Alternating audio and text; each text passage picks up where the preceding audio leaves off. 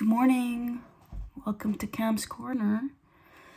Divine feminines, divine masculines, divine beings. Thank you for being with me. So today is a dedication to Andrea. She works hard and she's so passionate about her work. And I just want to thank her for all that she does and to let her know how blessed I am to walk beside her. So I'm going to read a bit of a book called As a Man Thinketh by James Allen. And this was written in 1903. So bear in mind, while it says, as a man thinketh, it could very well have said, as a man or woman thinketh. It really doesn't matter. It's the human construct. There's men, there's women, but ultimately we're no different than the sun, moon, and stars. We're energy, pure positive energy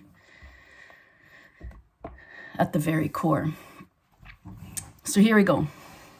The chapter's called Effect of Thoughts on Circumstances. Man's mind may be likened to a garden, which may be intelligently cultivated or allowed to run wild. But whether cultivated or neglected, it must and will bring forth. If no useful seeds are put into it, then an abundance of useless weed seeds will fall therein and will continue to produce their kind.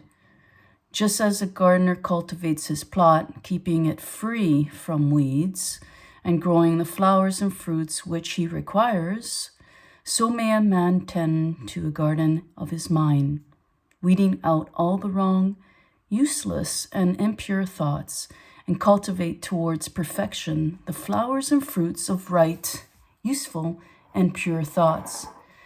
By pursuing this process, a man sooner or later discovers that he is the master gardener of his soul, the director of his life.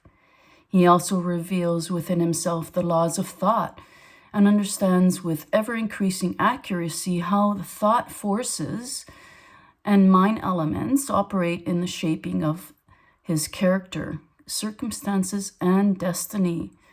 Thought and character are one, as a character can only manifest and discover itself through environment and circumstance. The outer conditions of a person's life will always be found to be harmoniously related to his inner state.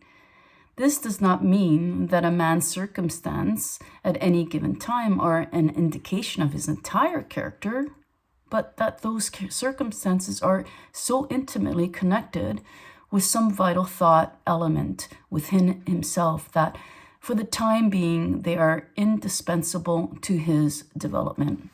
Every man is where he is by the law of being, of his being.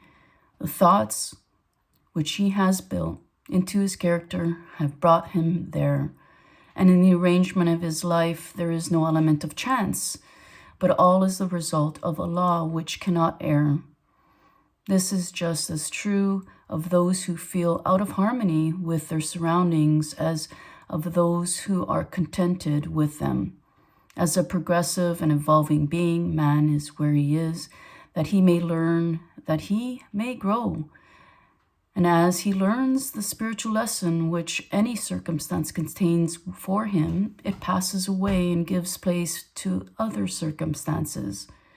Man is buffeted by circumstances so long as he believes himself to be the creature of outside conditions.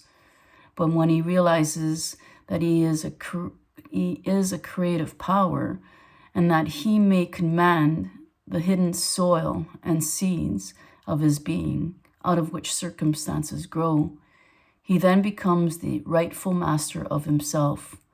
That circumstances grow out of thought, every man knows who has for any length of time practiced self-control and self-purification, for he will have noticed that the alteration in his circumstances has been in exact ratio with his altered mental condition.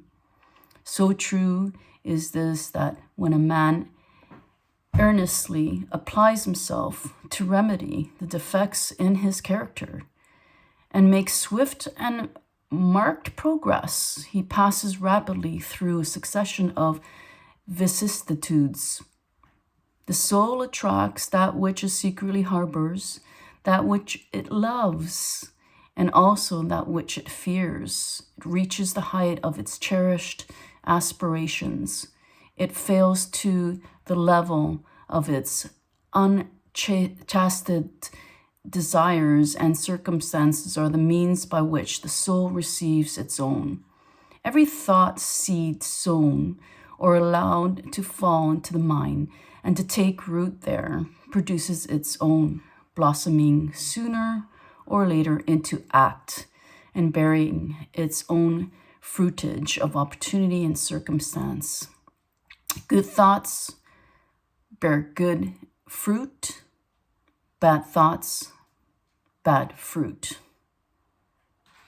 The outer world of circumstance shapes itself into the inner world of thought, and both pleasant and unpleasant external conditions are factors which make for the ultimate good of the individual. As the reaper of his own harvest, man leans both by suffering and bliss.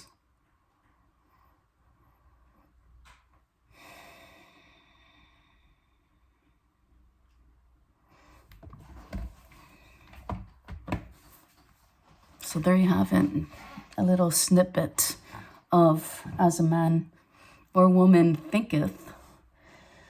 You know, it was written in 1903. Gonna have a sip of my coffee. Oh, look. It's 11:11. What's the likelihood of that happening?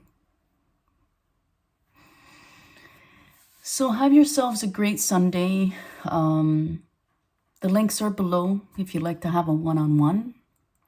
We're a very new channel, and we appreciate you being with us, you liking and subscribing our videos. We are here as beacons of light, the lighthouse, if you will, showing yourselves back to yourself. And it is a great practice. And, you know, this awakening that you've had serves you well. You don't see it right now, but it will. Because you guys are meant for greatness. Your natural state is joy and happiness and abundance. So have yourselves a great day, and I look forward to seeing you again, or feeling you again. I don't see you, you guys see me. Mwah. Camp's Corner, like and subscribe. Much appreciated.